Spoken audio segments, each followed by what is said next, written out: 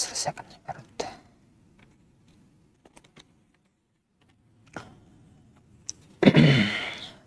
Bismillahirrahmanirrahim. Assalamualaikum warahmatullahi wabarakatuh. Alhamdulillah. Wassalatu wassalamu ala Rasulillah wa ala alihi wa ashabihi wa man ittaba hudah. Wala haula wala quwwata illa billahi, amma ba'd. Ikhwani wa akhwati fid din, azani Allah wa iyyakum. Alhamdulillah, kita masuk pada edisi yang ke-35 dari silsilah kajian Talhis Fiqhul Faraid oleh Fadilatul Syekh Muhammad Ibn Shalih Al-Utsaimin rahimahullahu ta'ala. Kita sampai pada masalah al-hajb. Kita pada edisi yang kemarin telah membahas al-hajbu bil wasf. Sekarang kita masuk kepada poin yang kedua. Beliau mengatakan wal hajbu bisyahsi. Orang yang mahjub dengan adanya orang lain. Ayyakuna mustahiqqul irthi mahjuban. Orang yang berhak mendapatkan waris itu terhalangi bisyahsin akhar, dengan orang lain. Terhalangi dengan orang lain. Fafil usuli, maka dalam usul, kullu dzakarin yahjibu man fawqahu minadz dzukur. Semua yang laki-laki itu menghalangi laki-laki yang di atasnya. Wa kullu untha tahjibu man fawqaha minal inath. Semua yang perempuan dari usul ya, itu tahjibu man fawqaha minal inath. Semua usul yang perempuan itu menghalangi yang di atasnya dari perempuan juga. Wa fil furu', sedangkan dalam furu' maka kullu dzakarin yahjibu man tahtahu. Semua hawashi, semua furu' yang laki-laki menghalangi semua yang di bawahnya. Ini semua yang di bawahnya. Barakatullahi Allah wa yakum. Kita masuk sekarang pada poin al-hajb. Al-hajbu bis-sahs. Al-hajbu bis-sahs. Dia itu terhalangi karena ada orang lain. Sebenarnya dia sendiri nggak ada masalah. Dan yang telah kita baca tadi pada 2 titik. Sekarang kita masuk kepada al-hajbu bis-sahs. Al-hajb bis-sahs yang ini.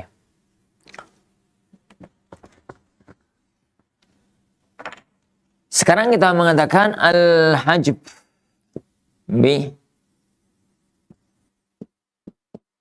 bis-sahs. Gambarannya, kalau ada jet. Dapat, jet nggak dapat. Kenapa? Karena jet ini terhalangi oleh adanya ab. Loh, kaidahnya piye? Kaidahnya bagaimana? Berarti kan kaidahnya. Ini mayit. Dia itu punya bapak, punya ibu. Bapaknya kan punya bapak sama punya ibu toh. Dari dulu. Bapaknya punya bapak sama punya ibu. Gitu aja lah, kalau ke atas sudah mati duluan. Mayit ini punya bapak, punya ibu. Setiap bapaknya punya bapak, punya ibu, ibunya punya bapak, punya ibu. Nah, kaidah hajab, kalau laki-laki, jadi kullu dzakarin yahjibu al-dzakar fawqahu.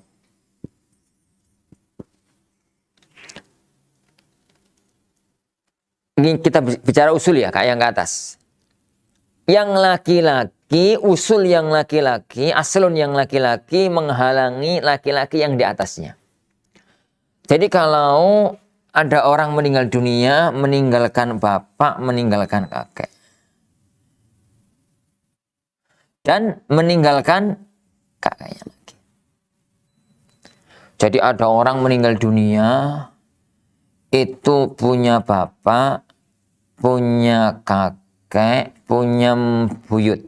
Nah, murtoto. Maka adanya bapak ini menjadikan ini sama ini terhalangi.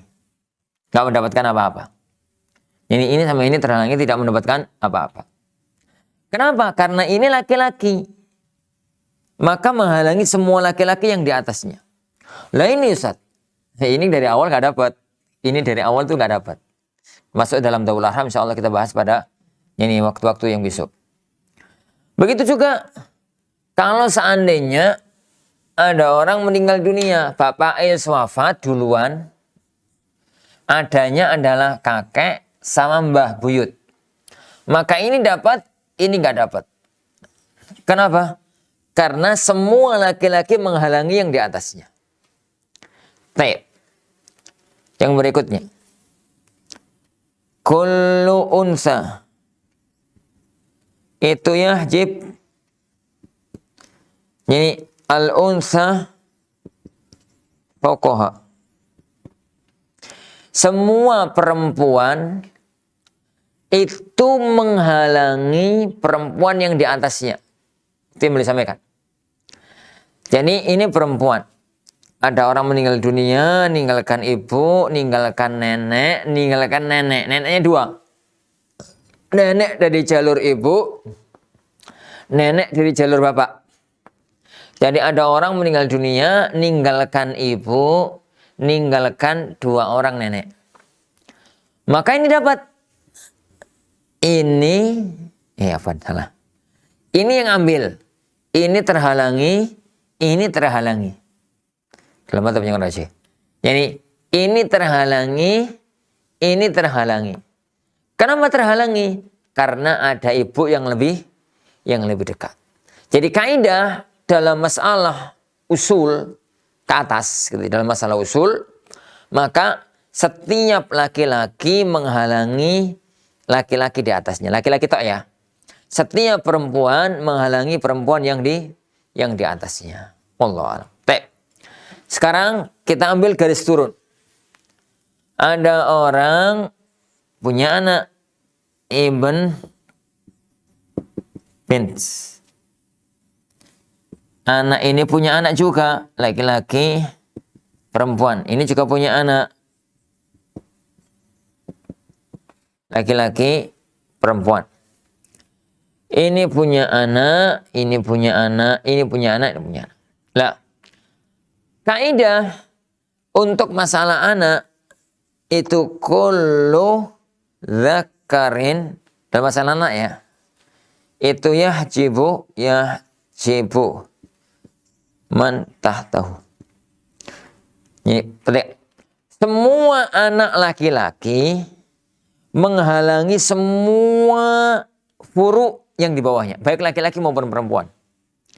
Kalau yang di atas itu satu jalur, laki-laki menghalangi laki-laki, perempuan menghalangi perempuan. Kalau yang di bawah, semua laki-laki menghalangi semua yang di bawahnya, baik laki-laki maupun perempuan. Jadi kalau ada orang meninggal dunia, itu ninggalkan ibn, ninggalkan bint, ini sama ini.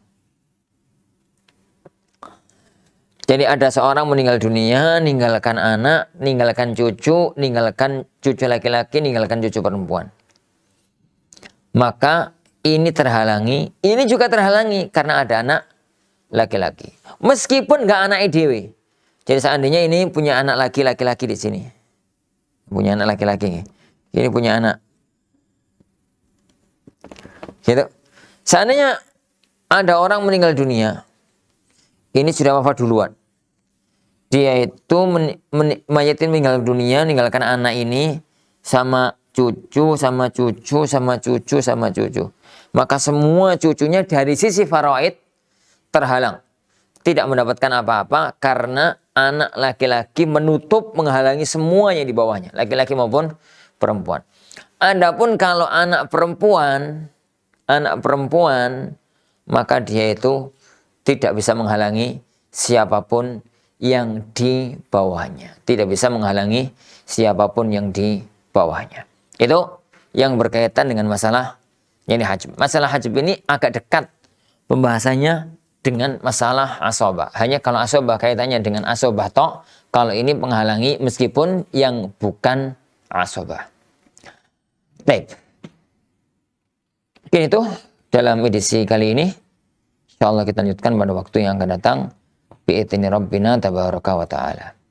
Sallallahu wasallama wa baraka ala nabiyyina Muhammad. Assalamualaikum warahmatullahi wabarakatuh.